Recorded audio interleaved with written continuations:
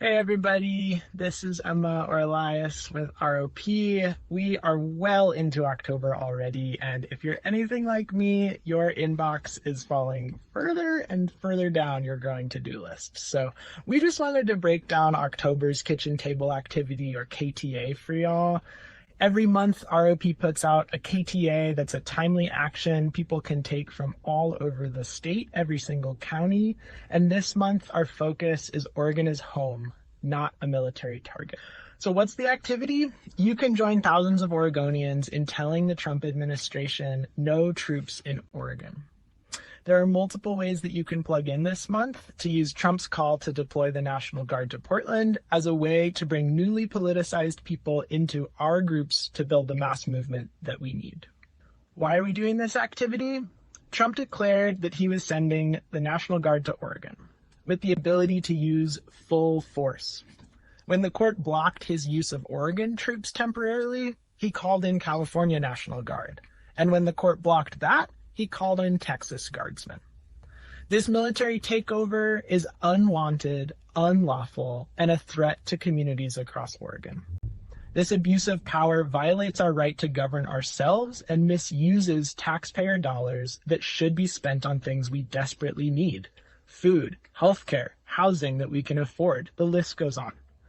We are coming together peacefully and speaking out to make clear that Oregon is our home, not a military target.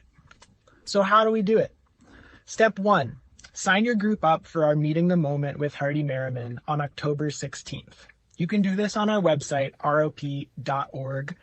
And we're doing this call because in late September, we had the privilege of hearing from Merriman, a researcher, writer, and presenter who is one of the key voices that's nationally helping us better understand authoritarianism and what global movements have done to take down authoritarian regimes. Now, back by popular demand, Hardy will meet with the ROP network again on Thursday, October 16th, to get this important information to as many people as possible. If you or others in your group missed it the first time, or you just want to hear it again, sign yourself up, go to rop.org and click on the green graphic, and we'll see you there. Step 2, sign up for Protect Oregon. The ROP network is proud to be part of Protect Oregon, a coalition standing united against the abuse of power that endangers our families, our freedoms, and our futures. You can sign up for their newsletter for updates at protect-oregon.com.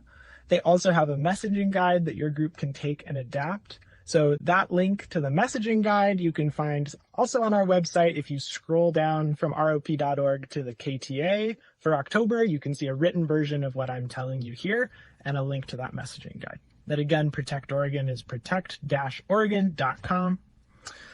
And number 3, check out ROP's action plan, also on the homepage. We have 6 ways to organize against authoritarianism here in Oregon, so take a look and let us know how you want to plug in.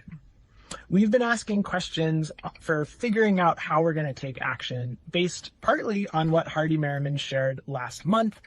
He had research showing that for a mass movement to be big enough to topple authoritarianism, we need 3.5% of the population to participate. So how are we going to bring in 3.5% of Oregon in every single county in the state? Our rural communities are just as important as urban areas and need to be heard. How can we create joyful movements that keep people engaged? Because this isn't a one-time thing. What does it look like to train and skill up enough people to be prepared to refuse to comply with the orders that come from the Trump administration to undermine their power?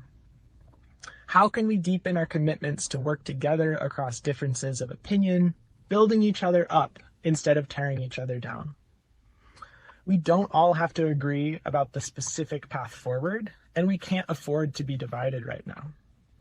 And last question, as we build this mass movement, how do we keep our eyes fixed on the far horizon, not going backwards, but using this power we are building to achieve justice and liberation for all people? So check out the action plan again. It's on our homepage, rop.org, and think about how your group is best suited to be part of the resistance. Thanks.